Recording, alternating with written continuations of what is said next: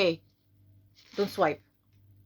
Have you ever found yourself going through any one of these feelings after a major life event? Have you ever found yourself perhaps feeling weak, tired, with no desire to engage, low energy, nausea, increased heartbeat and pulse rate, restlessness, and inability to fall asleep, teary-eyed and daydreaming, absent-minded and forgetful, unexplained bouts of anger, and highly irritable? Have you ever had loss of appetite and felt depressed, wanting to socially isolate yourself, and then the next minute, oh, you're too needy and wanting people's gratification? Have you ever felt lonely, void of any feeling, deep-seated pain, self-neglect, or increased use and indulgence in anything that will help you feel something, or nothing at all? Well, my friend, you might have been experiencing grief. You see, grief is an amazing thing that happens to every one of us. And oftentimes, when you think about grief in an aspect of loss, but dare I say, my definition of grief is the pain of loss of what once was, or a broken hope of what could have been. And so when you look at this definition of mine of grief, then you can see that grief is particularly split into two types of grief. The first one is traumatic grief, the pain of loss. Anytime that you have had something that was a part of you, a significant part of you, that was taken away from you, either by force or even when you had a advanced knowledge that you will soon lose that thing, whatever it is, you will still feel like a part of you has been lost when that thing is taken from you, or when that thing leaves your life. And so you find yourself mourning not just what was lost, but a part of you as well that seems to have faded or gone with that individual. It could be the transition of a loved one, for instance, a mother, a father, a parent, a child, a lover, or a dear friend. And there's a second grief, and that other grief, I termed it as an aspirational grief.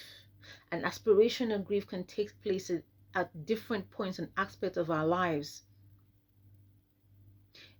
One of the things that we aspire, perhaps in the area of academics, your vision was to go to Harvard, or perhaps you wanted to go to one of these Ivy League schools, and then you find yourself, perhaps you did not meet up the score. Maybe the score was 350 and you got 349, or maybe the cost of the education was 1.5 million and your parents can't even afford 100,000. So when you have that disappointment, that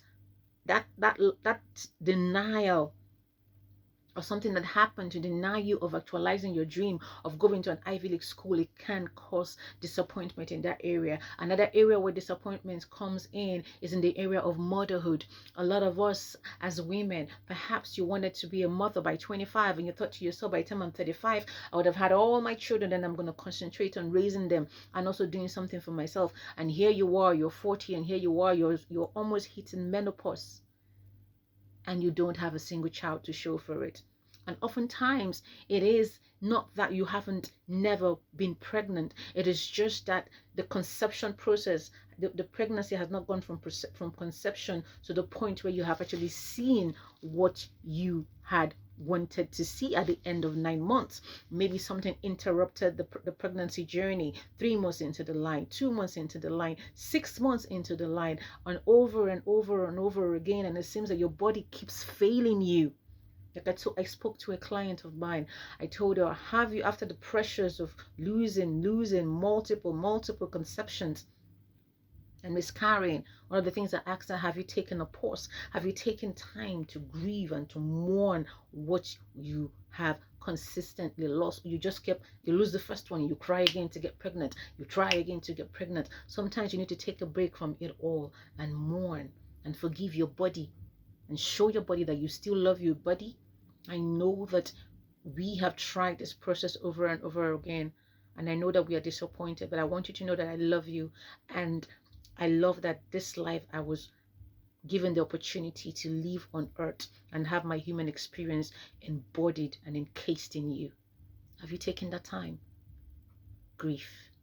Another area where we can go through grief is in our professional lives. Can you imagine, for instance, a surgeon whose skill and ability is to work with his hands, and then all of a sudden he had a major life incident and that surgeon loses function in his hands? How do you transition? And that being a surgeon has always been a lifelong ambition, and you are successful, you're good at it, you've made landmark achievements, you're recognized. In fact, that being a surgeon has put you on a platform where you are respected and loved and celebrated, and now you've lost function in those hands. How are you supposed to make that transition? Grief. Grief. Another area where you can go through grief is an intimated grief. Perhaps you've always desired perhaps to be married, maybe at 30. For women, your desire was to get married at 30, and you would have happily ever after. But there you are, somewhere along the line, and you're not married. All of your friends are married, but you are here, still hoping and waiting on the Lord. The life that you thought you would have, your children at 45. You thought you would be done with your children about 45. You'll probably be enjoying with your husband. And here you are 48, never been married. The hopes of having children dashed. Or perhaps you were married and you thought you were going to have a happily ever after. And here you are about to sign divorce papers. And you are wondering, how did I get here? What happened to my happily ever after? Grief. If you have lived and loved, then you will have experienced grief. Queen Elizabeth II said something significant. She said, grief is the price we pay for love. If you have loved, if it had whatever it is you were involved in meant something to you, if you had it or you hoped to have it, at some point, you would experience grief. The loss of what once was, or a broken hope of what could have been. None of us is immune to grief. We will all encounter grief. It is part of this human experience, this part of this human journey. But it doesn't have to be the end of us all. Grief is supposed to be a journey and not a residential address. You must persevere. You cannot afford to constantly be wearing that sackcloth of depression. So in ending today, I've got 3 scriptures to share with you. Psalm 34 verse 18.